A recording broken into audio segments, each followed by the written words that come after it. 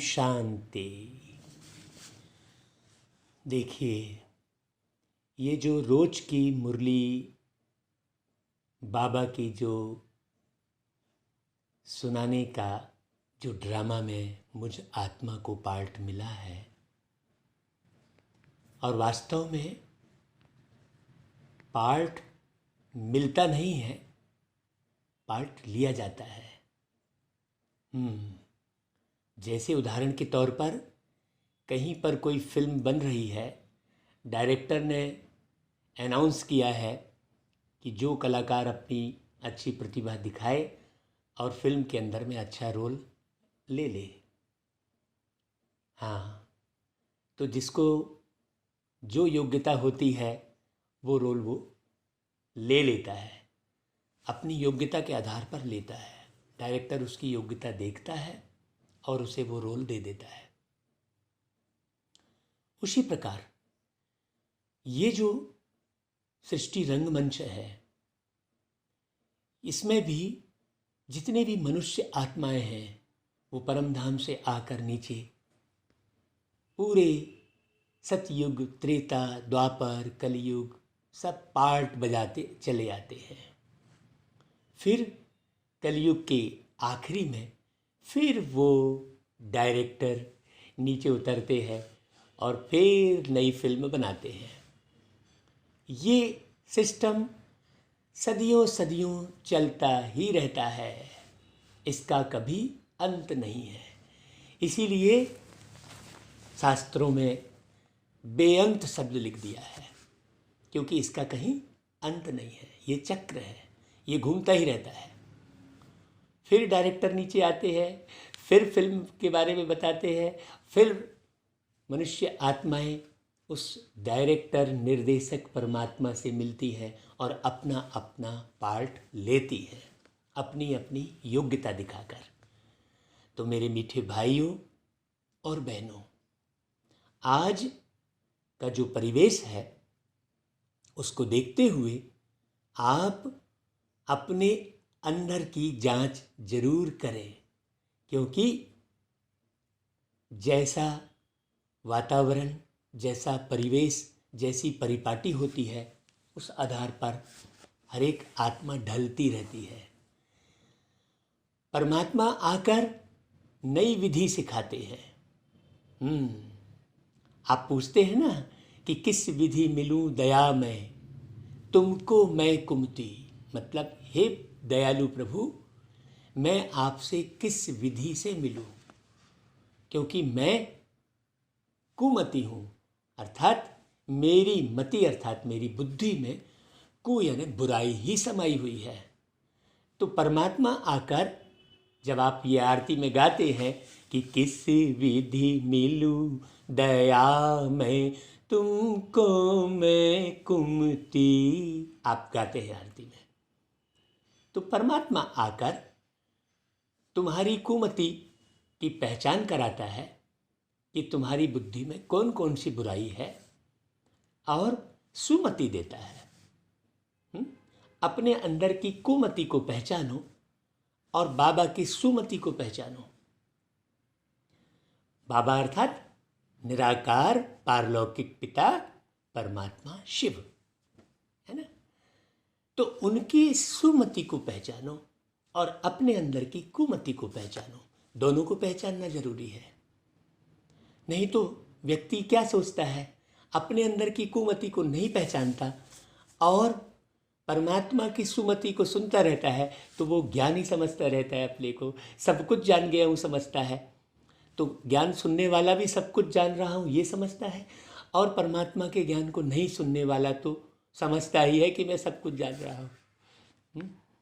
भगवान के पास मंदिर में जाकर अपनी स्वीकार करता है कि मैं कुमति हूँ, तो कुमति हूँ आप कह रहे हो, तो परमात्मा आपको सुमति तो देगा ना। तो किस माध्यम से देगा? क्या मछली का अवतार लेकर आपको सुमति देगा है, कि कछुए का अवतार रख के सुमति देगा? कैसी सुमति देगा? परमात्मा आकर सुमति कैसे देगा? एक तन में प्रवेश करके वो सुमति देगा, वाणी चलाएगा ना अपनी। तो कौन से तन में प्रवेश करके सुमति देगा? मानवी तन में ही प्रवेश करके सुमति देगा, क्योंकि इस पूरी सृष्टि में मानव ही वाणी चलाता हुआ दिखता है? अब ये बड़ी गहरी समझने की बात है। तो परमात्मा वर्तमान समय में एक मानवीय तन में प्रवेश करके सुमति दे रहे हैं। आप उस सुमति को प्रतिदिन लगन से, मोहब्बत से सुनेंगे, समझेंगे, एक एक शब्द को समझने का प्रयास करेंगे, बार बार सुनेंगे, तो आपको क्लियर होता चला जाएगा कि हाँ, यही सुमति है। बाकी और जितनी जगह भी बताया गया है वो सुमति नहीं है। अब कच्छ अवतार ये सुमति थोड़ी है। भगवान कच्छ अवतार लिया, मत्स्य अवतार लिया, ये सुमति थोड़ी है कि पूरे शेष नाग पर पूरी पृथ्वी टिकी हुई है। अब भाई शेष नाग पर पृथ्वी कैसे टिकी रहेगी भाई? सोचने की बात है। इतनी भारी पृथ्वी, या तो कहे कि कछुए के ऊपर पृथ्वी टिकी है, तो ये सुमति थोड़ी कहलाई। बड़ी बारीक समझने की बात है। जब हमें सुमति नहीं मिलती है, तो यदि हम सुमति की तरफ नहीं बढ़ रहे हैं, तो निश्चित रूप से कुमति होगी। दो ही चीज़ें हैं, या तो उजाला है या तो अंधेरा है। दो ही बातें हैं, या तो झूठ है या तो सत्य है। दो ही बातें हैं, या तो सुख है या तो दुख है, या तो शांति है या अशांति है। तो बात बड़ी समझने की है कि सुमति से शांति है, कुमति से अशांति है। सुमति में उजाला है, कुमति में अंधेरा है। तो आज देखिए, आज का परिवेश कैसा हो गया है। आज के परिवेश में, आज की घर गृहस्थी में कोई भी संबंध पवित्र नहीं रह गए हैं कुमति के कारण। और ये कुमति, ये भ्रष्टमति यानी भ्रष्ट बुद्धि कैसी हो गई है? स्वार्थ के वशीभूत होने के कारण, विषय वासना के वशीभूत होने के कारण, पद पोस्ट की लालसा के कारण, अपने चार दीवारी को ही अपना घर समझने के कारण, केवल कुछ लोगों को ही अपना समझने के कारण, कुछ लोगों को ही आप अपना समझते हैं, तो फिर उनको पालने के लिए फिर जो परिस्थिति को झेल नहीं पाते हैं, तो फिर गलत मार्ग पकड़ लेते हैं। और यदि सारा जग परिवार है अपना, कोई नहीं है पराया, जैसी नजर से देखा हमने वैसा उसको पाया। जब ये भाव अंदर में पैदा होंगे, तो सारा जग परिवार है अपना, ये भाव कब पैदा होंगे? जब सारे जग का मालिक कौन है, वो बाप कौन है, वो परमात्मा, वो परम पिता कौन है, उनकी वाणी किस प्रकार से चलती है, वो कैसे धरती पर अवतरित होते हैं, ये जब सारी नॉलेज, सारा ज्ञान जब आप अच्छे से समझेंगे, तब तो सारा जग परिवार है अपना की भावना आएगी। मैंने कह दिया आपको कि सारा जग परिवार है अपना, सारे जग को परिवार समझो, तो आपके अंदर भावना थोड़ी आएगी जब तक बाप को नहीं जानेंगे। लौकिक में भी आपस में एक दूसरे को भाई भाई कैसे समझते हैं? जब बाप को जानते हैं। अगर बाप को नहीं जान रहा है भाई आपस में, तो थोड़ी मालूम है उसको कि हम लोग भाई हैं। बचपन से यदि बिछुड़ गए सब भाई बाप से, तो उन्हें थोड़ी पता रहेगा कि हम भाई भाई हैं। तो भाई भाई की भावना नहीं रहेगी, तो ना तो वो रियल प्रेम रहेगा, ना स्थापना होगी बेस्ट तरीके से। तो सर्व आत्माओं का पिता एक परमात्मा प्यारा बाबा है, जो धरती पर आकर ये वाणी चलाता है। और यदि आप इसे आगे बढ़ा कर सुनेंगे, थोड़ा सा सुन लेंगे, मन नहीं लगाएंगे इस दिशा में, तो कैसे सुधार होगा? आज तो देखो, हर एक परिवार में, परिवार के अंदर ही नारी असुरक्षित है। दुनिया में कहते हैं झगड़े की जड़ तीन, जर, जोरू, जमीन। तो जर यानी हो गया पैसा, धन दौलत है, भौतिक सुख सुविधाएं, वैभव। और जोरू यानी हो गया नारी, पत्नी है, औरत, जोरू। और जमीन माने स्थायी प्रॉपर्टी। तो इन तीनों के कारण ही झगड़ा होता है। तो क्या इसे छोड़ दिया जाए? क्या धन को हटा दिया जाए? क्या घर की नारी को हटा दिया जाए? नहीं, इसकी बहुत बेहतर संभाल की जाए। पूर्वजों ने हमें ये शिक्षा दी कि झगड़े की जड़ 3 है भाई, यहाँ से झगड़ा शुरू होता है, तो इसे ही बारीकी से संभाल किया जाए।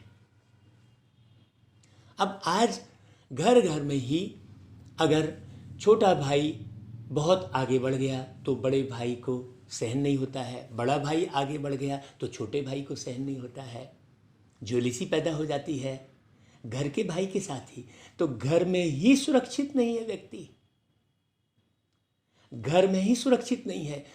सरकार ने बाहर की सुरक्षा के लिए तो ढेर सारा गोला बारूद और जो है पुलिस और सैनिक सब खड़े कर दिए, लेकिन घर की सुरक्षा कैसे की जाए? तो जर पर नजर यानी धन पर नजर परिवार के सदस्यों की ही होती है। उन्हें ही मालूम रहता है कि उसका भाई कितना कमा रहा है, बाकी सारी दुनिया वालों को थोड़ी मालूम रहता है। और आप देखिए, छोटा भाई बड़े भाई की पत्नी पर बुरी नज़र रखता है, बड़ा भाई छोटे भाई की पत्नी पर बुरी नज़र रखता है। ये तो स्पष्ट सामने सब प्रत्यक्ष देख रहे हैं। और केवल इतना ही बुरी नज़र नहीं है, अब तो वो बुरी नज़र, वो अपवित्रता भाई बहनों के बीच में भी नहीं दिखाई देती। कितने समाचार सुनाई देते हैं, बाप बेटी के रिश्ते खराब हो चुके हैं। तो घर में ही नारी भी सुरक्षित नहीं है, घर में ही वो धन, वो लक्ष्मी भी सुरक्षित नहीं है, हैं? और एक जमीन की कईयों को रजिस्ट्री कर देते हैं। आप ये सब सुन रहे हैं। तो इन सब के पीछे कारण क्या है? इन सब के पीछे कारण है काम, वासना। इसलिए गीता का मुख्य वाक्य है, बच्चे काम महाशत्रु है। हमने कह दिया कि गीता में ये लिखा है वो लिखा है, लेकिन उस पर विचार ही नहीं किया। कर्म योग लिखा है गीता में, कर्म करते हुए हमें उस योग को समझना है। योग अर्थात संबंध, योग अर्थात जोड़। मेरा मानसिक बौद्धिक संबंध किस तरफ है? जर जोरू जमीन में है कि परमात्मा में है? भाई जर जोरू जमीन को संभालने के लिए कोई दिली संबंध जोड़ने की जरूरत नहीं है। दिल का संबंध तो परमात्मा से जोड़ने की जरूरत है, बाकी इन सबको संभालने की जरूरत है। दिल जोड़ने की जरूरत नहीं है, उसके हवस में रहने की आवश्यकता नहीं है। आज लोभ के वशीभूत होकर मिलावट कर रहे हैं ना लोग।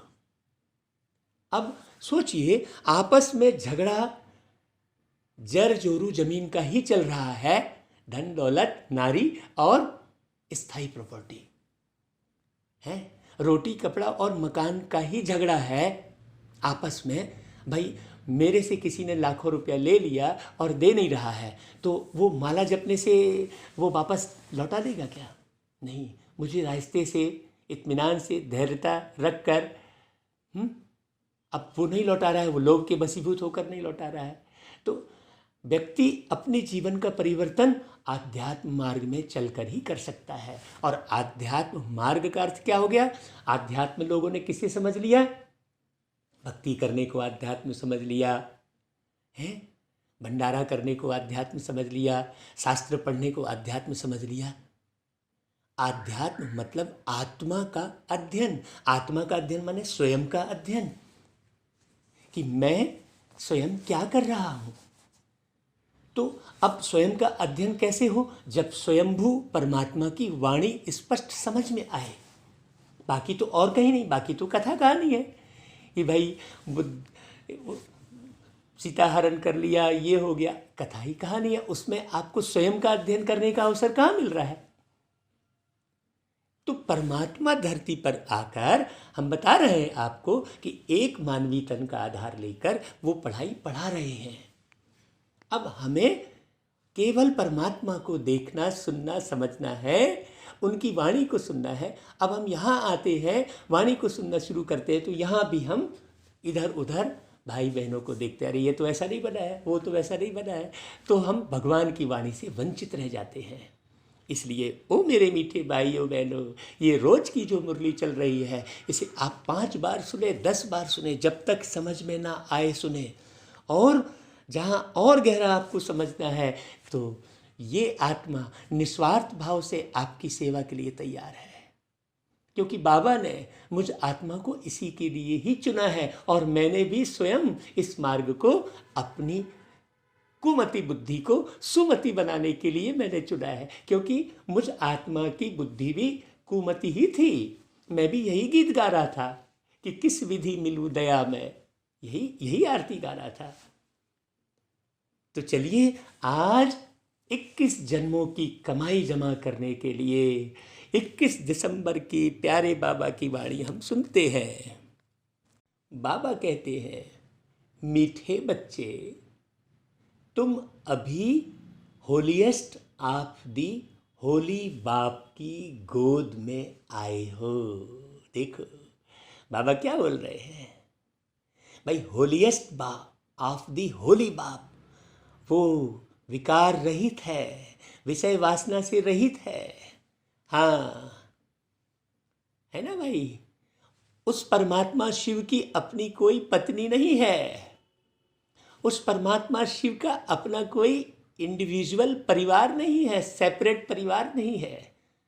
उसके लिए वो सबका मालिक है, तो उसके लिए सारा जग परिवार है, इसलिए वो होलीएस्ट है और सारा जग परिवार है मेरा। जब ये भावना रखेंगे तो आप भी होलीएस्ट बन जाएंगे। अर्थात लोभ रूपी विकार, लोभ भी अपवित्रता है, वासना भी अपवित्रता है ना, ये सारे विकार खत्म हो जाएंगे। तो होली बाप की गोद में आए हो का मतलब क्या हुआ? ये जो वाणी सुन रहे हो और वाणी में लगन बढ़ गई है, क्योंकि कोई भी बच्चा बाप की गोद में जाता है तो बाप उसे बहुत प्यारी लोरी सुनाता है, शिक्षाएं देता है, स्नेह करता है। बाप शिक्षाएं देता है ना, वैसे ही तो बाबा की शिक्षा जो मिल रही है वो बाबा की गोद है। तो बाबा कहते हैं कि तुम्हें मनसा में भी होली अर्थात पवित्र बनना है। नहीं तो थोड़ी देर में लोभ विकार टच करेगा, तो वासना विकार टच करेगा, तो क्रोध आ जाएगा, है ना, तो ईर्ष्या हो जाएगी किसी से, थोड़ी देर में हल्की थोड़ी सी बात में फिसल जाती है आत्मा। क्यों? क्योंकि ये रहस्य भी बाबा ने बताया कि कई जन्मों से तुमको ऐसा समझाने वाला कोई बाप, वो ईश्वर, वो परमात्मा नहीं मिला था। फिर प्रश्न करते हैं बाबा, होलीएस्ट ऑफ दी होली बच्चों का नशा और निशानियां क्या होंगी? भाई आप अपने अंदर जांच कर लेना, आपके अंदर अगर ये निशानी है तो आप होलीएस्ट हैं, अगर ये नशा है तो आप होलीएस्ट है। लेकिन कैसे पहचान हो कि हम होलीएस्ट ऑफ दी होली बाप की गोद ली है, ये कैसे हो? तो उन्हें नशा होगा कि हमने होलीएस्ट ऑफ दी होली बाप की गोद ली है। नशे में वो गीत बना था बहुत साल पहले, वो रिकॉर्ड भी हुआ है, सबने सुना है। बाबा ने हमको बुला लिया, बाहों में अपने समा लिया।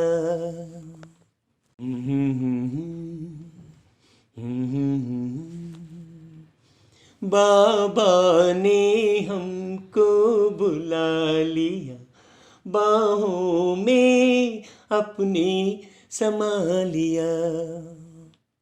मीठी मीठी पाल न देकर, मीठी मीठी पाल न देकर हमको अपना बना लिया। बाबा ने हमको बुला लिया, बाहों में अपने समा लिया।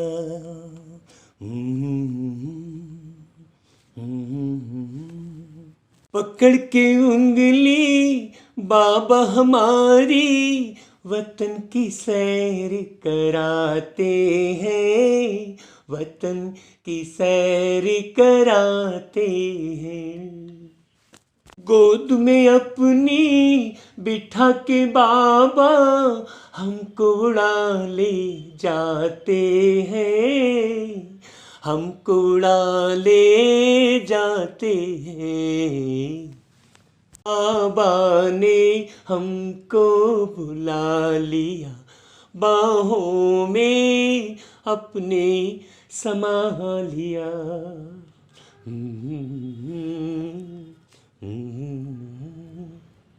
तो मीठे भाइयों, गीत सुनाते सुनाते बाबा की याद के प्रेम के आंसू बह पड़ते हैं मुझ आत्मा के, क्योंकि बाबा से इतना प्यार पाया है, इतना ज्ञान पाया है। हाँ भाई, परखने के लिए लेंस भी तो चाहिए। हमारी दृष्टि तो बहुत कमज़ोर हो गई थी ना, तो बाबा ने बहुत अच्छा लेंस दिया। हाँ, उससे हमने देखा, परखा स्वयं को। जितना ज़्यादा आप स्वयं को परखेंगे उतना ही ज़्यादा फिर आप धीरे धीरे सब के परखने की शक्ति आपके अंदर में आ जाएगी। ज़्यादा से ज़्यादा स्वयं को परखने का पुरुषार्थ करें, और स्वयं को परखने के लिए प्यारा बाबा आपको ये ज्ञान का तीसरा नेत्र दे रहा है। इसे आप धारण करें, इसे आप बारीकी से सुने। हाँ, भाव में आकर हम आपको गीत सुनाते हैं, पूरा नहीं सुनाते हैं, क्योंकि भाई समय की भी सीमा है।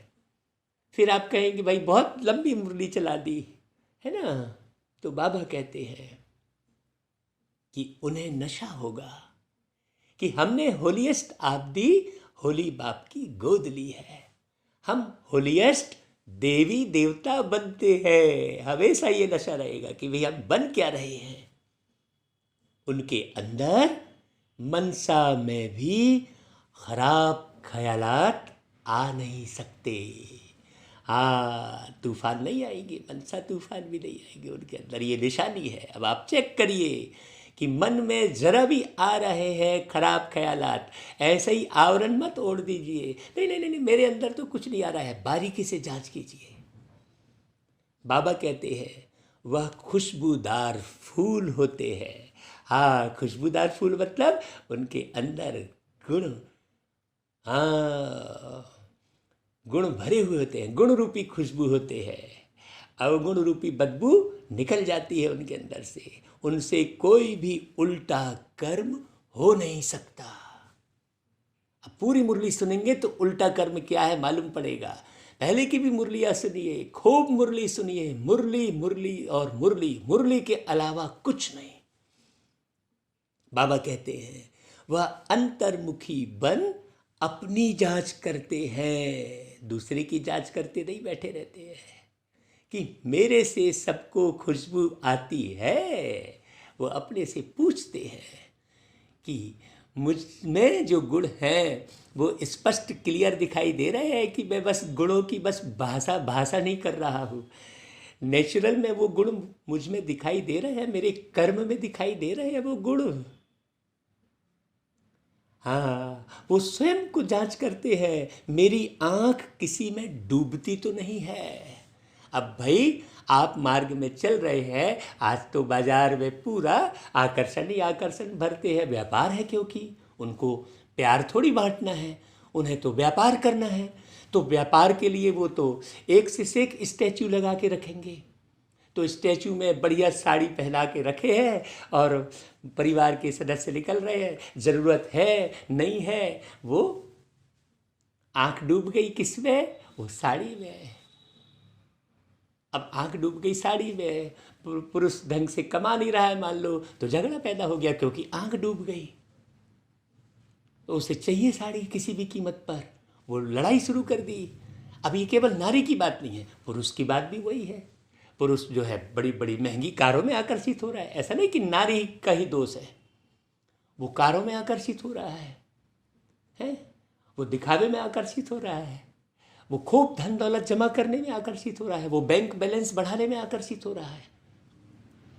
तो आंख तो डूब रही है ना, जरूरत है। देखिए, जरूरत में आंख डूबेगी नहीं। तो मेरी आंख किसी में डूबती तो नहीं है, ये बारीक बात है। ऐसा नहीं कि केवल नारी में ही पुरुष की आंख डूब रही है, या नारी की पुरुष में आंख डूब रही है। केवल नारी पुरुष की बात नहीं है, वस्तु व्यक्ति वैभव में भी आंख डूब रही है। आंख डूब रही है मतलब हम अंदर ख्यालात चला रहे हैं, अरे मेरे पास तो ये चीज़ नहीं है, फलाने के पास इतनी महंगी गाड़ी है, मेरे पास नहीं है, उसका घर बहुत सुंदर है, मुझे भी वही लेना है, उसके यहाँ बहुत अच्छा सोफ़ा है, मुझे भी लेना है। भाई, सोचने की बात है। सबका अपना अपना जीवन है। किसी को किसी के यहाँ बहुत सारे अच्छे लोग आते हैं तो उसको बहुत बड़े सोफ़ा की आवश्यकता है। आपके यहाँ आते हैं तो आप मेहनत कर सकते हैं ईमानदारी से। अब क्या होता है कि वो ईमानदारी छूट जाती है, वो आंख डूब जाती है, तो ईमानदारी खत्म हो जाती है, पवित्रता खत्म हो जाती है। ये बड़ी गहरी समझने की बात है। हमने मुरली सुन ली, सरलग एक एक शब्द सुन लिया, कान में गया क्या, सुना क्या, समझा क्या, धारण क्या किया, कुछ वो नहीं। 40 साल से मुरली सुन रहे हैं, 70 साल से मुरली सुन रहे हैं। बाबा कहते हैं 70 साल से सुनने वालों से 7 दिन वाले आगे निकल जाते हैं। फिर गीत बजा है, मरना तेरी गली में। हाँ, बाबा गीतों के माध्यम से भी समझाते हैं। बाबा कहते हैं ओम शांति। बच्चों ने गीत सुना, भाई ये गीत सुन लेना, है ना, उसका अर्थ भी अंदर में विचार सागर मंथन कर निकालना चाहिए। आप ये गीत जरूर सुनना और विचार सागर मंथन करना, और विचार सागर मंथन करके आप भी उस गीत का वीडियो बना के भेज सकते हैं हमारे पास। उस वीडियो को भी हम यूट्यूब पर डालेंगे, सबके लिए सेवा होगी वो। तो बाबा कहते हैं यह किसने कहा मरना तेरी गली में? आत्मा ने कहा, क्योंकि आत्मा है पतित। पावन तो अंत में कहेंगे, वह पावन तब कहें जब शरीर भी पावन मिले। अभी तो शरीर पावन नहीं है ना, बार बार तंग करता है, अभी तो पुरुषार्थी है। यह भी जानते हो बाप के पास आकर मरना होता है, मतलब कहीं आंख न डूबे इधर उधर। एक बाप को छोड़ दूसरा करना माना एक से मरकर दूसरे के पास जीना। हाँ, आंख हमारी किधर डूबे? प्यारे बाबा, बाबा में हमारी अंदर की आंख डूबे। आंख जो है अंदर की आंख की बात कर रहे हैं, मन की आंख की बात कर रहे हैं। उसके लिए बाबा का नशे में गीत बनाया था कि मन की आंख से देखा तुझको, मन मीत था प्यारा सा, दिल ने ऐसा अनुभव पाया, वो तो सबका सहारा था, सब सहारे छोड़े हमने, तुझको हाथ थमाया है। बाबा तेरे दो नैनों में, बाबा तेरे दो नैनों में, दो जहान को पाया है। दिल का दर्पण खोल के तूने विश्व दर्शन कराया है। तो बाबा तेरे दो नैनों में दो जहान को पाया है। तो कोई स्थूल नैन या स्थूल चित्र की बात नहीं कर रहा हूँ मैं, उस निराकार परमात्मा के दो नैन। कौन से? ज्ञान और योग।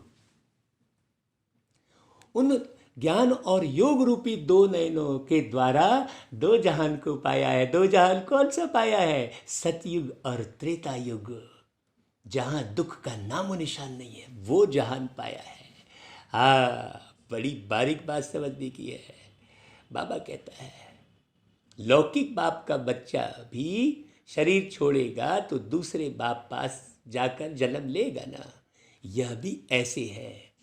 यहाँ जीते जी वो बात कर रहे हैं, मर कर फिर होलीएस्ट ऑफ होली की गोद में तुम जाते हो। होलीएस्ट ऑफ होली कौन है? बाप। और होली कौन है? तो बच्चों ने कहा सन्यासी। हाँ, इन सन्यासियों आदि को कहेंगे होली। तुम्हारे में और सन्यासियों में फर्क है।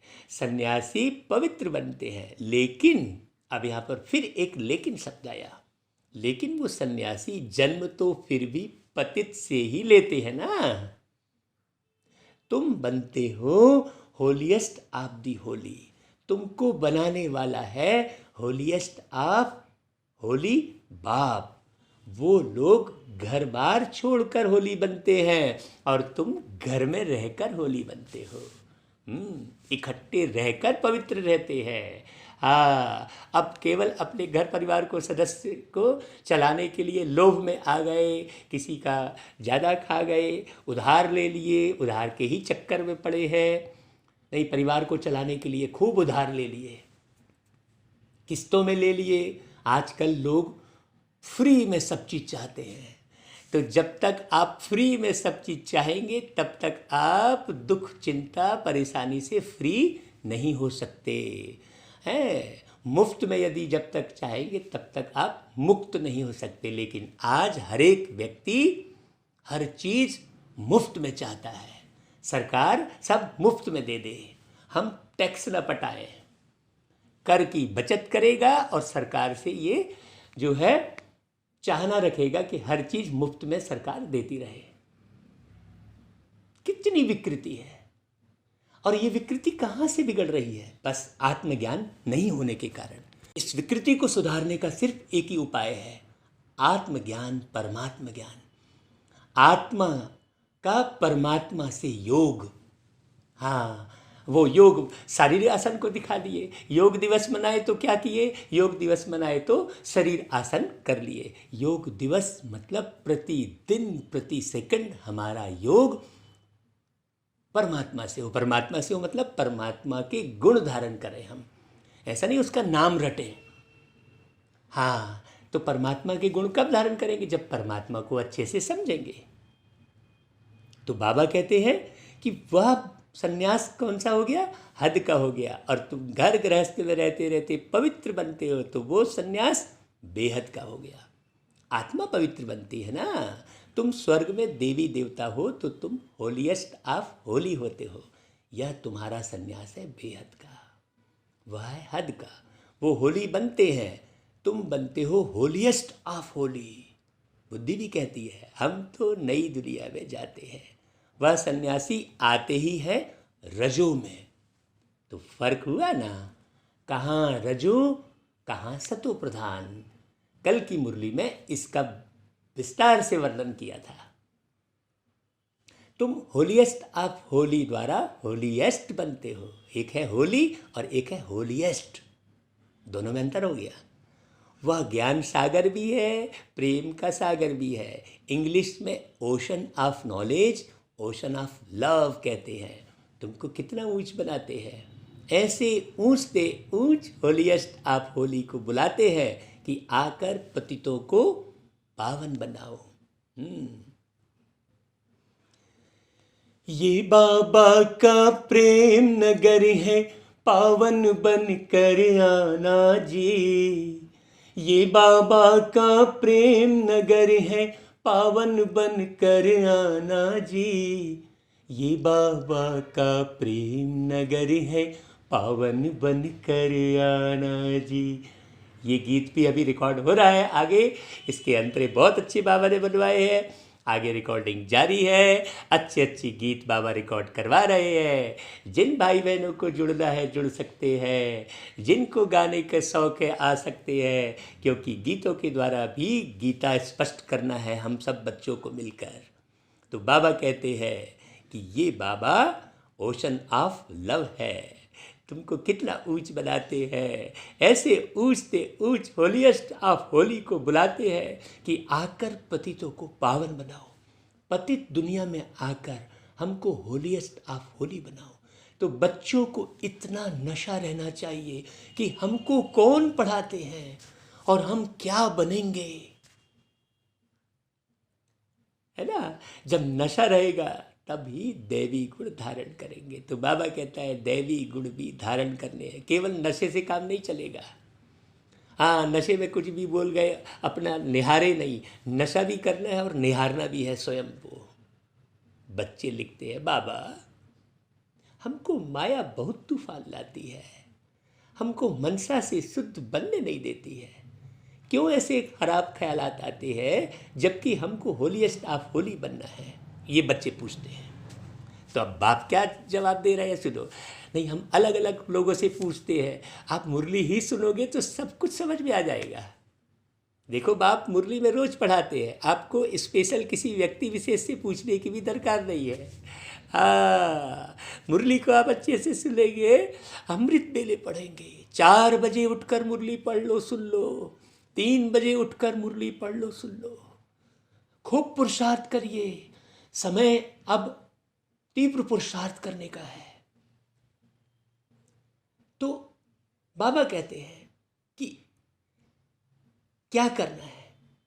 बाबा कहते हैं अभी तुम बिल्कुल अनहोलीएस्ट ऑफ होली बन पड़े हो। बहुत जन्मों के अंत में अब बाप फिर तुमको जोर से पढ़ाते हैं। तो बच्चों की बुद्धि में यह नशा रहना चाहिए, हम क्या बन रहे हैं। देखो, उसी से आप छूट जाओगे। जो मनसा तूफान आएंगे वो नशा मनसा तूफान को छुड़ा देगा। इन लक्ष्मी नारायण को ऐसा किसने बनाया, ये सोच चले अंदर में। भारत स्वर्ग था ना स्वर्ग। अभी भी तो कहते हैं जब कोई मर जाता है तो फलाना स्वर्गवासी हो गया, तो स्वर्ग जरूर था ना इस धरती पर।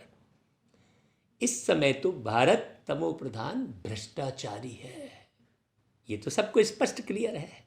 फिर इनको हम होलीएस्ट ऑफ होली बनाते हैं। बनाने वाला तो जरूर चाहिए ना, ऐसा नशा होना चाहिए ना। वो नशा रहेगा तो मनसा तूफान नहीं आएंगे। अपने में भी वह नशा आना चाहिए कि हमको देवता बनना है।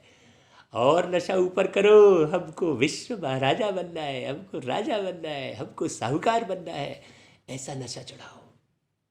उसके लिए फिर गुण भी ऐसे होने चाहिए। लक्ष्य रखो ना भाई, लक्ष्य रखोगे तब तो पुरुषार्थ होगा। लक्ष्य रखोगे तो लक्षण आएंगे, है ना भाई। बाबा कहते हैं एकदम नीचे से ऊपर चढ़े हो। सीढ़ी में भी उत्थान और पतन लिखा है ना। जो नीचे गिरे हुए हैं वह कैसे अपने को होलीएस्ट ऑफ होली कहलाएंगे। होलीएस्ट ऑफ होली बाप ही आकर बच्चों को बनाते हैं। तुम यहाँ आए ही हो विश्व का मालिक होलीएस्ट ऑफ होली बनने के लिए, तो कितना नशा रहना चाहिए।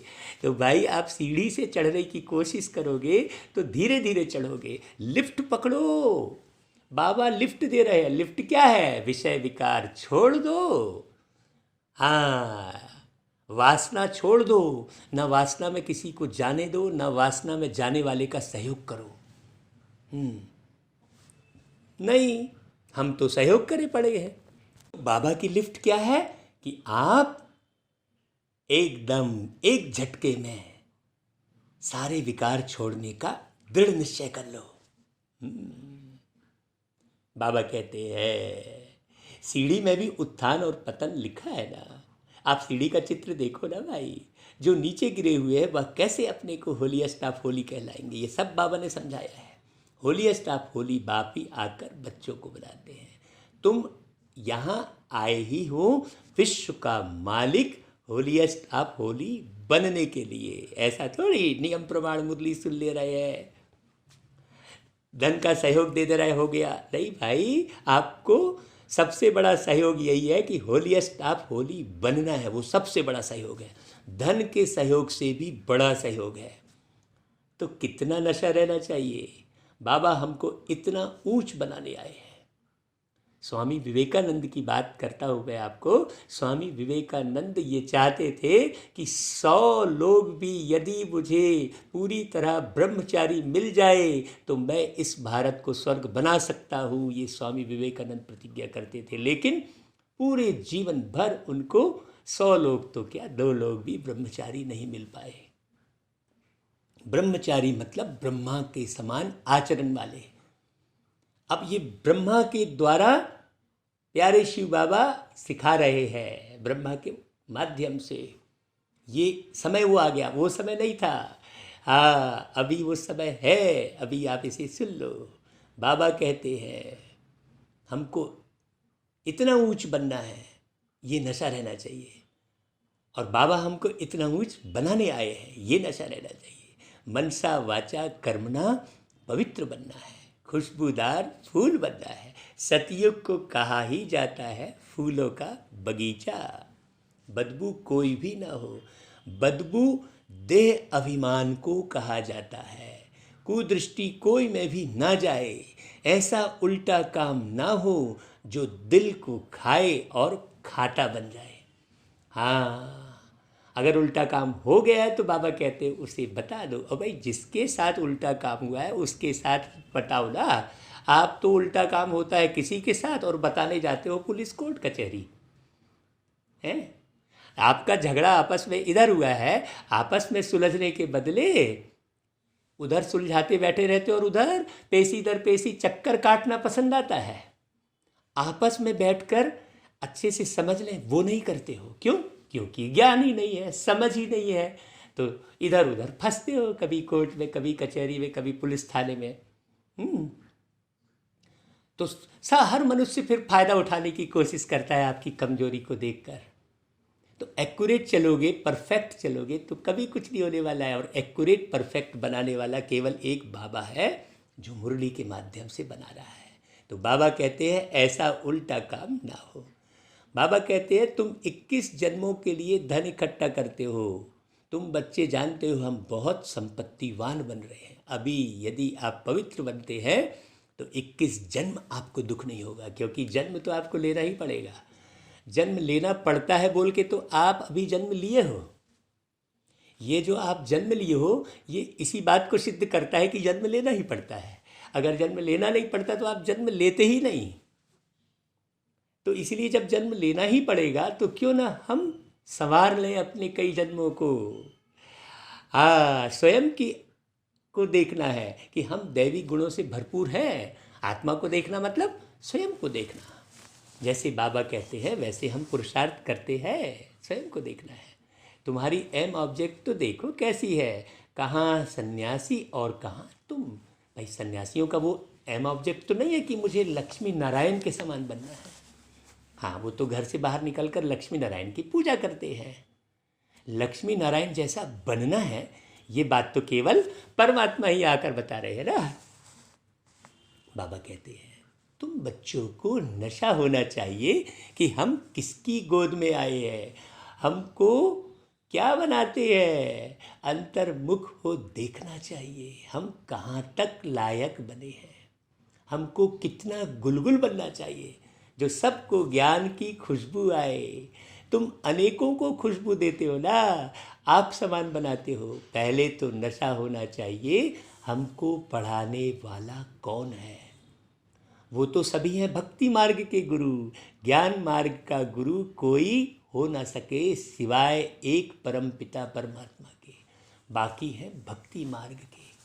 भक्ति होती ही है कलयुग में, सतयुग में नहीं होती।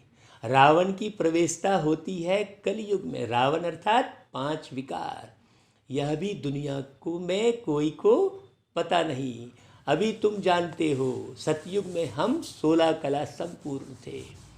अब भागवत में हम कथा सुनाते हैं तो उसमें राजा परीक्षित की कहानी आती है ना भाई, कि कलयुग कहाँ प्रवेश कर गया, मुकुट में प्रवेश कर गया, सोने में। हाँ, गंदी जगह में कलयुग प्रवेश कर गया कहते हैं ना भाई। तो कलयुग में रावण की प्रवेशता होती है, 5 विकार प्रवेश होते हैं। ये बात बाबा ने बताई। और भक्ति में क्या बताई कि कलयुग प्रवेश हो जाता है। भाई कलयुग तो एक समय है ना भाई, है। 5 विकार प्रवेश हो जाते हैं। 5 विकार क्यों प्रवेश हो जाते हैं? क्योंकि शरीर का भान आ जाता है। सिंपल सी तो बात है। लेकिन समझ में उसे ही आएगा जो इस तरफ बुद्धि लगाएगा। जिसकी बुद्धि दुनिया में भटकती रहेगी उसे तो समझ में नहीं आएगा, चाहे वो 10,000 बार सुन ले भाई। तो बाबा कहते हैं कि ज्ञान मार्ग का गुरु केवल एक परमपिता परमात्मा है। बाबा कहते हैं अभी तुम जानते हो कि सतयुग में हम 16 कला संपूर्ण थे, फिर एक दिन भी बीता तो उनको पूर्णमासी थोड़े ही कहेंगे। हाँ, यह भी ऐसे है, थोड़ा थोड़ा जूं के मुआफिक चक्र फिरता रहता है। अब तुमको पूरा 16 कला संपूर्ण बनना है, सो भी आधा कल्प के लिए बनना है भाई। फिर कलाएं तो अपने आप कमती होती ही जाती है। यह तुमको बुद्धि में ज्ञान है तो तुम बच्चों को कितना नशा रहना चाहिए भाई। बाबा बार बार आज नशे की बात कर रहे हैं। बहुतों को यह बुद्धि में आता नहीं कि हमको पढ़ाने वाला कौन है, ओशन ऑफ नॉलेज। बच्चों को तो कहते हैं नमस्ते बच्चों, तुम ब्रह्मांड के भी मालिक हो, वहाँ सब रहते हो, फिर विश्व के भी तुम मालिक बनते हो। तुम्हारा हौसला बढ़ाने के लिए बाप कहते हैं कि तुम हमसे ऊंच बनते हो। बाबा कहते हैं मैं विश्व का मालिक नहीं बनता हूँ। बाबा तो अपने को सर्वेंट कह देते हैं भाई। देखो कितना ऊंचा बाबा। बाबा कहते हैं अपने से भी तुमको ऊंच महिमा वाला बनाता हूँ। बाप के बच्चे ऊंच चढ़ जाते हैं तो बाप समझेंगे ना, इनको पढ़कर इतना ऊंच पद पाया है इन्होंने, बाप समझेंगे ना भाई। हाँ, हमेशा लौकिक बाप भी अपने से बच्चे को ऊंचा ही बढ़ाना चाहता है। लौकिक बाप भी, जब लौकिक बाप चाहता है तो फिर पारलौकिक बाप कितना ऊंचा नहीं बढ़ाता होगा, सोचने की बात है। और ये मुरली उस बाप की चल रही है, प्यारे बाबा की चल रही है, परमात्मा की चल रही है मुरली। बहुत गहरे से सुनो भाई। हाँ, बाप भी कहते हैं हम तुमको पढ़ाते हैं, अब अपना पद जितना बनाना चाहो बना लो, पुरुषार्थ करो। बाप हम सबसे पहले तो ये नशा चढ़ना चाहिए कि बाप हमको पढ़ाते हैं।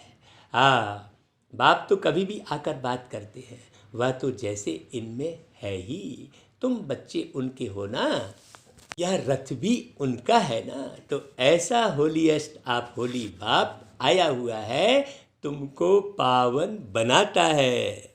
हाँ भाई, अब फिर तुम सबको पावन बनाओ। बाबा पावन तुमको बनाता है, अब तुम फिर औरों को पावन बनाओ।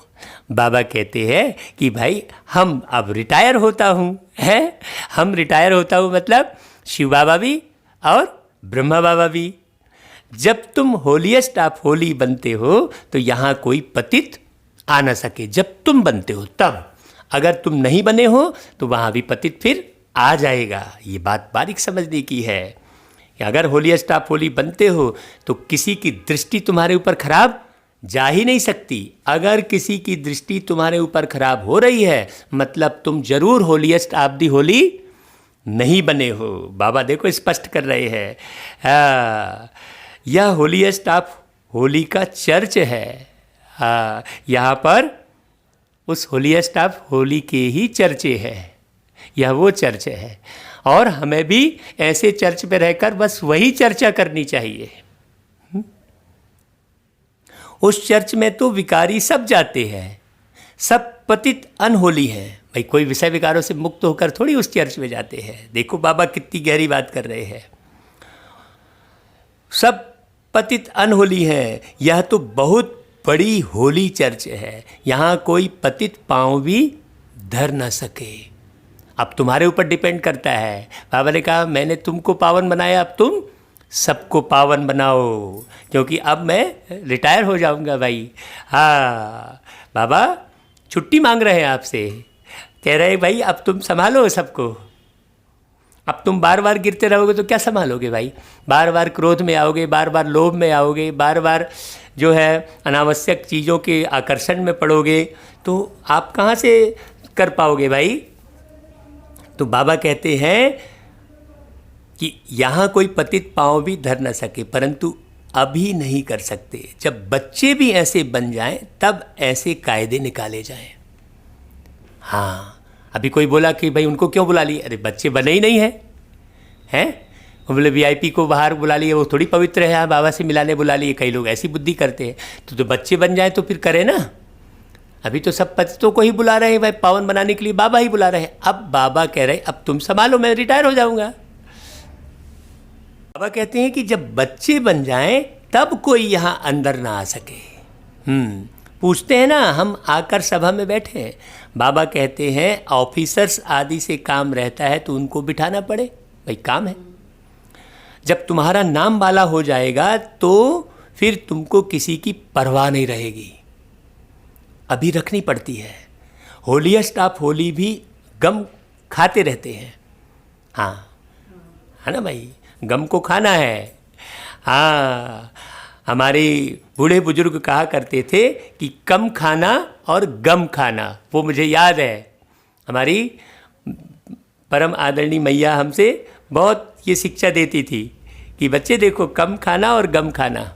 इसलिए वो शिक्षा हम आज तक भी संभाल के रखे हैं, तो हम बिल्कुल एवर हेल्दी हैप्पी रहते हैं। हाँ, हमारा कहीं से भी किसी भी प्रकार का कोई शरीर गड़बड़ नहीं हुआ है, क्योंकि हम उन शिक्षा को रखे हैं। आज बाबा की मुरली में भी वही बात आ रही है कि भाई गम खाना, हाँ, होलीएस्ट ऑफ होली को ही गम खाना होता है। अभी ना नहीं कर सकते, प्रभाव निकलने से फिर लोगों की दुश्मनी भी कम हो जाएगी। जब तुम्हारा प्रभाव निकलेगा तुम भी समझाएंगे। हम ब्राह्मणों को राजयोग सिखलाने वाला होलीएस्ट ऑफ होली बाप है। खुद को प्रत्यक्ष नहीं करने लग जाए आदमी, भाई बाप को प्रत्यक्ष करे, हर बात में बाप को प्रत्यक्ष करे। सन्यासियों को होलीएस्ट ऑफ होली थोड़े ही कहेंगे, तो सन्यासियों को होलीएस्ट ऑफ होली थोड़े ही कहेंगे। होली कह सकते हैं लेकिन होलीएस्ट ऑफ होली नहीं कहेंगे। वह आते ही हैं रजोगुण में, वह विश्व के मालिक बन सकते हैं क्या? सोचने की बात है।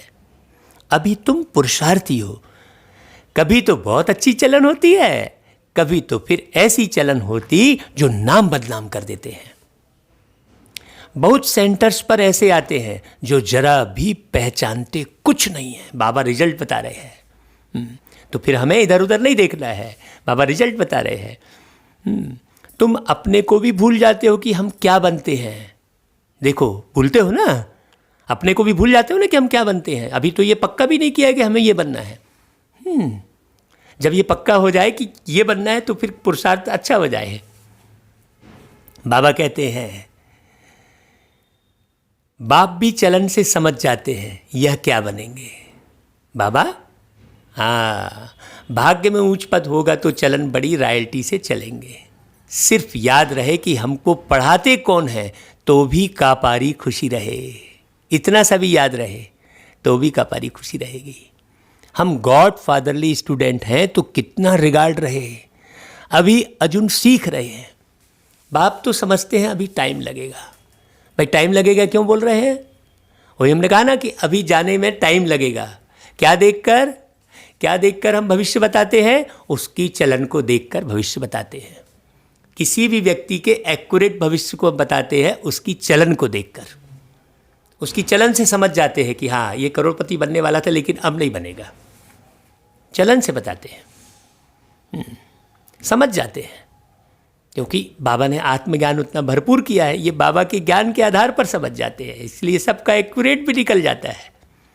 हमें थोड़ी कुछ, हम कोई थोड़ी महान है, ये तो बाबा ने पढ़ाया है वैसा। बाबा कहते हैं कितना रिगार्ड रहे। बाबा कहते हैं नंबरवार तो हर बात में होते ही है। मकान भी पहले सतो प्रधान होता है, फिर सतो रजो तमो होता है। अभी तुम सतो प्रधान 16 कला संपूर्ण बनने वाले हो। इमारत बनती जाती है ना, तुम सब मिलकर स्वर्ग की इमारत बना रहे हो। यह भी तुमको बहुत खुशी होनी चाहिए। सब मिलकर स्वर्ग की, अकेला नहीं बना पाएगा। तो एक जैसा बने ना भाई, ईंट एक जैसी होगी तो प्रॉपर वे में दीवार बनेगी ना। बाबा इमारत का उदाहरण दे रहे हैं, काहे के लिए दे रहे हैं? ईंट एक जैसी पक्की होनी चाहिए ना। जरा भी कच्ची रहेगी तो मिस्त्री क्या करेगा? उसे अलग कर देगा। एकदम पक्की ईंट को ही उस दीवार में चुनेगा ना, चुनना कहते हैं ना। सतयुग में भी कौन चुनेगा?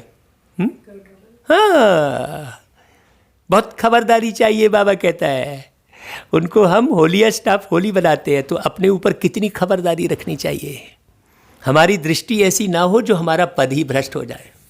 ऐसे नहीं बाबा को लिखेंगे तो बाबा क्या कहेंगे, नहीं, अभी तो सब पुरुषार्थ कर रहे हैं ना, उनको भी अभी होलीएस्ट ऑफ होली थोड़े ही कहेंगे, तुमको भी थोड़ी कहेंगे भाई, पुरुषार्थ कर रहे हो ना, बन जाएंगे फिर तो यह शरीर भी नहीं रहेगा, तुम भी होलीएस्ट ऑफ होली बनते हो, बाकी उसमें है मर्तबे, उसके लिए पुरुषार्थ करना है और कराना है। हाँ, मर्तबा कब मिलेगा, जब करोगे और कराओगे, ऐसा थोड़ी हमसे बोलते नहीं बनता है। हम कैसे बोले हैं, नहीं भाई, नहीं हम इनके सामने नहीं बोल सकते, हम उनके सामने नहीं बोल सकते, तो वो भी तो एक कॉन्शियस है ना भाई, है। कई जो है बोले बड़ी बहन जी के सामने हम नहीं बोल पाएंगे, अरे भाई बड़ी बहन जी का कॉन्शियस ही क्यों रखे हो भाई, है? आप अगर पवित्र रहोगे, होलीएस्ट ऑफ दी होली रहोगे तो सब जगह बोल पाओगे भाई, अच्छे से बोल पाओगे। जब आप सच्चे हो, पवित्र हो, तो बोलने में क्या तकलीफ है। बाबा कहते हैं बन जाएंगे। बाबा पॉइंट्स तो बहुत देते रहते हैं, कोई आए तो भेंट करके दिखाओ, कहाँ यह होलीएस्ट ऑफ होली और कहाँ वह होली। हाँ, अभी मुझे बाबा की बिटिया दादी निर्मल शांता, उनसे मिलते थे तो एकदम गुलगुल होलीएस्ट ऑफ दी होली नज़र आती थी। ये प्रत्यक्ष आपको बात बता रहा हूँ। हाँ, ऐसी आत्मा देखी नहीं दूसरी अभी तक। तो सोचो, उनकी बिटिया को हमने तो देखा अपनी आँखों से, तो बाबा कितने गुलगुल होंगे, प्यारे ब्रह्मा बाबा कितने होलीएस्ट ऑफ दी होली होंगे। सोचो, निगाह घुमाओ, और जब ब्रह्मा बाबा इतने होलीएस्ट ऑफ दी होली, उनकी बिटिया इतनी होलीएस्ट ऑफ दी होली, तो फिर शिव बाबा। तो अब याद किसको करो, इनके माध्यम से शिव बाबा को याद करो, बहुत अच्छे से याद करो बाबा को, तुमको खुशी होनी चाहिए कि भारत जो अनहोलीएस्ट ऑफ अनहोली बन पड़ा है, उनको हम होलीएस्ट ऑफ होली बनाते हैं, हम बनाते हैं भाई, खुशी होनी चाहिए। तो अपने ऊपर कितनी खबरदारी रखनी चाहिए। बाबा कहते हैं कोई आए तो भेंट करो, आप कोई आए तो भेंट करो, कहा तो मुझे बाबा की बिटिया, हमारी मीठी मीठी दादी निर्मल शांता दादी, उनका नाम ही निर्मल शांता दादी, सोचो नाम ही निर्मल शांता दादी था, याद करके ही बढ़िया गुलगुलाहट हो रही है अंदर में। तो बाबा कहते हैं कहाँ यह होलीएस्ट ऑफ होली और कहाँ वह होली। इन लक्ष्मी नारायण का तो जन्म ही सतयुग में होता है, वह आते ही बाद में है। कितना फ़र्क है, बच्चे समझते हैं। शिव बाबा हमको यह बना रहे हैं, कहते हैं मामेकम याद करो, अपने को अशरीरी आत्मा समझो हमेशा, तो रोना वोना नहीं आएगा फिर कभी। ऊंचे ते ऊंच शिव बाबा पढ़ाकर ऊंच ते ऊंच बनाते हैं, ये नशा रहना चाहिए। बाबा हमको ऊंचा बनाते हैं। तो उंगली पकड़ाओगे तब तो चलाएंगे भाई बाबा, आप उंगली ही नहीं पकड़ाओगे तो क्या चलाएंगे, हैं? गाया ना भाई, पकड़ की उंगली बाबा हमारी वतन की सैर कराते हैं। ब्रह्मा द्वारा हम यह पढ़ते हैं, ब्रह्मा शो विष्णु बनते हैं, यह भी तुम जानते हो। मनुष्य तो कुछ भी नहीं समझते हैं। ऐसा कोई बोलेगा क्या कि ब्रह्मा सो विष्णु बनते हैं, वो तो विष्णु भगवान कह के पूजा कर रहे हैं। अलग बात हो गई, बहुत अलग बात हो गई। बाबा कहते हैं अभी सारी सृष्टि पर रावण राज्य है, अर्थात विषय विकारों का राज्य है। तुम राम राज्य स्थापन कर रहे हो, जिसको तुम जानते हो। देखो कितनी नशे की बात है, जिसको तुम जानते हो। बाबा कह रहा है तुम जानते हो। देखो ड्रामा अनुसार हम स्वर्ग स्थापन करने लायक बन रहे हैं। अब बाबा लायक बनाते हैं। सिवाय बाप के शांति धाम सुख धाम कोई ले नहीं जा सकते। गपोड़ा मारते रहते हैं, फलाना स्वर्ग गया, मुक्ति धाम गया। बाप कहते हैं यह विकारी पतित आत्माएं शांति धाम कैसे जाएंगी। तुम कह सकते हो तो समझे, इन्हों को तो कितना फक्र है। ऐसे विचार सागर मंथन करो, कैसे समझाएं हम लोगों को। हाँ, ये होना रहना चाहिए, इसी की लेखनी चलनी चाहिए, चलते फिरते अंदर में आना चाहिए। बाबा कह रहा है धीरज भी धरना है, ऐसे अधीर भी नहीं होना है, धीरज भी धरना है। हम भी लायक बन जाएं। देखो है, पहले ये देखो कि हम भी लायक बन गए तब फिर अधीर हो। भारतवासी ही पूरा लायक और पूरा नालायक बनते हैं। भारतवासी कौन? देवी देवता है, वही तुम बनते हो, वही हो। कितनी बारीक बात है, हर आदमी को ये बात तो समझ में नहीं आएगी ना, उतनी डेप्थ की बात और कोई नहीं। अभी बाप तुमको लायक बना रहे हैं। नॉलेज बड़े मज़े की है, बाबा कह रहे हैं, बड़े मज़े की है, अंदर में बड़ी खुशी रहती है। हम इस भारत को होलीएस्ट ऑफ होली बनाएंगे, ऐसा खुशी रहती है। तो ऐसे ही आर्टिफिशियल खुशी मत रहे, चलन भी बड़ी रॉयल चाहिए। खान पान चलन से मालूम पड़ जाता है, खान पान चलन से मालूम पड़ जाता है, बाबा कह रहे हैं। शिव बाबा तुमको इतना ऊंच बनाते हैं, बुद्धि देखो खाने में लगी है, ये बना ले, वो कर ले, वैसा कर ले, स्वाद में लगी है। वो कहाँ सेवा करेगा भाई? जिसकी बुद्धि स्वाद में लगी है वो कब स्वयं को याद करेगा कि उसे क्या बनना है? सोचने की बात है। स्वाद का अर्थ ही है स्वयं की याद। वो स्वयं की याद ही नहीं कर रहा है कि मैं कौन हूँ, मुझे क्या बनना है, मैं कौन था। बाबा बता रहा है, बाबा एक तरफ बता रहा है, इस कान से सुना उसी कान से निकाल दिया। बहुत से बच्चे तो बाबा स्पष्ट शब्द बोल रहा है, खान पान और चलन, माने बुद्धि कहाँ चल रही है, बुद्धि किस दिशा पे चल रही है, किस तरफ चल रही है। रिश्ते नातों में बुद्धि चल रही है, चलन माने बुद्धि की चलन। हाँ, और गहरे जाए यदि तो खान पान यानी हमको आनंद आ रहा है दुनिया की वीडियो में मान लो है, दुनिया के समाचार में हम बुद्धि लगी है हमारी, तो हम वो खा रहे हैं, दुनिया का समाचार खा रहे हैं। दोनों बातें हैं, आत्मा का खान पान और शरीर का खान पान, आत्मा की चलन और शरीर की चलन, दोनों बड़ी सूक्ष्म बात है। हाँ, ऐसे विचार सागर मंथन करो, बाबा कहता है। शिव बाबा तुमको इतना ऊंच बनाते हैं, उनके बच्चे बने हो तो नाम वाला करना है ना भाई, नकुल बनना है ना। पांडवों में 5 पांडव दिखाए, अर्जुन ज्ञान का अर्जन करने वाले, युधिष्ठिर इस युद्ध में स्थिर रहने वाले। भाई धैर्य रखना है, बाबा ने ऊपर कहा है ना भाई, सब तो होता रहेगा, जो भी होता रहे धैर्य रखना है। ऐसे सब हैं। भीम यानी शक्ति, आत्मशक्ति से भरपूर। सहदेव यानी देवत्व गुण धारण करके सहयोग करने वाले। ये सब बारीक बात है। तो बाबा कहते हैं नाम वाला करना है, चलन ऐसी हो जो समझें यह तो होलीएस्ट ऑफ होली के बच्चे हैं।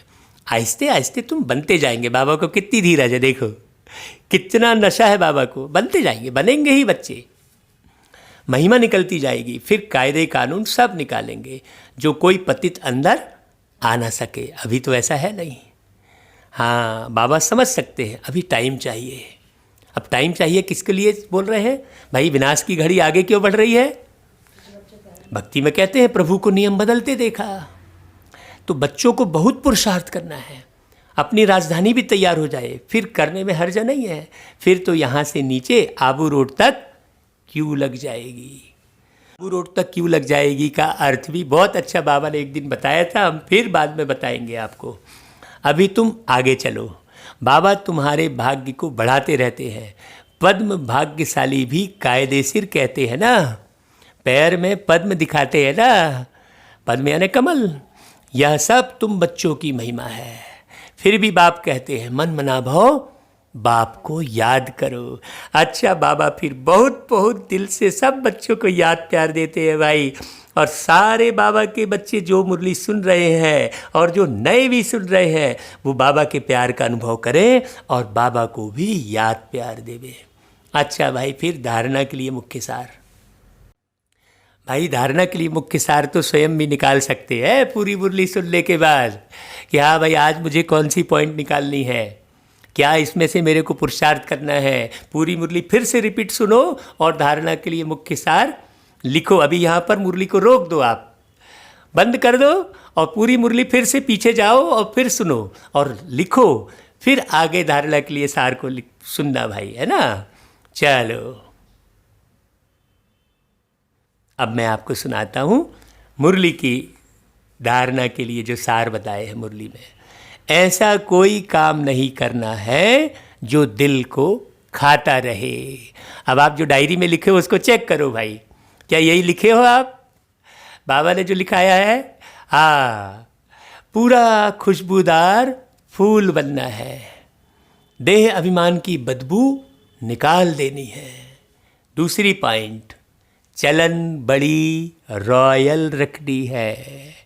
होलीएस्ट ऑफ होली बनने का पूरा पुरुषार्थ करना है, पूरा, अधूरा नहीं, चलेगा नहीं, चलाओ मत, नहीं थोड़ा तो चलेगा, अरे थोड़ा भी नहीं चलेगा भाई।